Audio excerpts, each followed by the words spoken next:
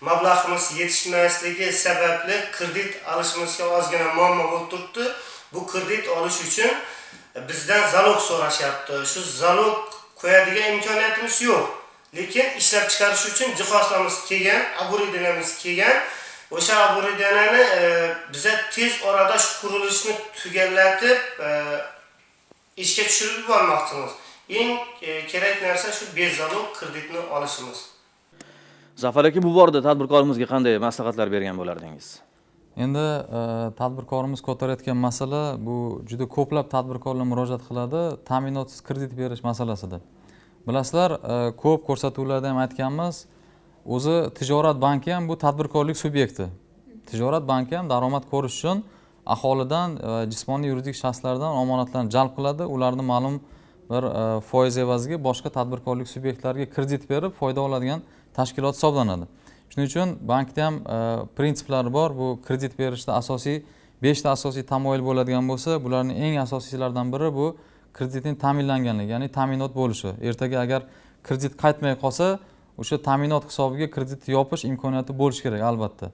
Va o'sha ta'minot ertaga omonatchilarni bankka qo'ygan pulini ham bir hisobda kafilligi bo'lib xizmat qiladi. Chunki omonatlarni ham vaqtida qaytarishimiz kerak.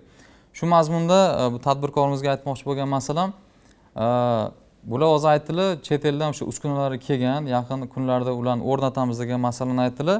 Demak, o'sha uskunalar kreditga o'sha garov sifatida bo'lishi mumkinmi? Albatta, shu uskunani o'zini ham garovga olish mumkin va shuningdek, bular qurilish qilgan bino agar bitadigan bo'lsa, uni albatta kadastr hujjatlari chiqadi.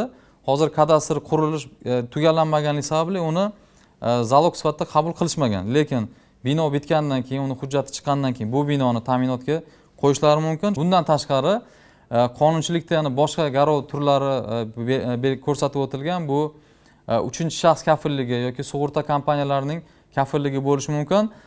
Va yana bitta masala, barcha tadbirkorlarimizga, o'sha loyihalarni boshlayotgan tadbirkorlarimizga bugungi kunda Davlat raqobat qo'mitasi, Markaziy bank, soliq idoralari bilan birgalikda bir qaror loyihasi tayyorlangan. Ushbu qarorda mazmun mohiyati shundan iboratki, xuddi shu tadbirkorga o'xshab ishlab chiqarishni boshlayapti.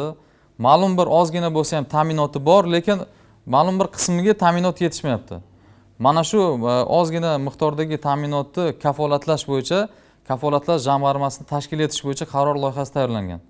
O'ylaymanki, agar bu narsa ham bo'ladigan bo'lsa, xuddi shu tadbirkorimiz ko'targan masala bu ko'plab tadbirkorlar ko'taradi. Bular barchasiga bir yordamchi bo'lib xizmat qiladi.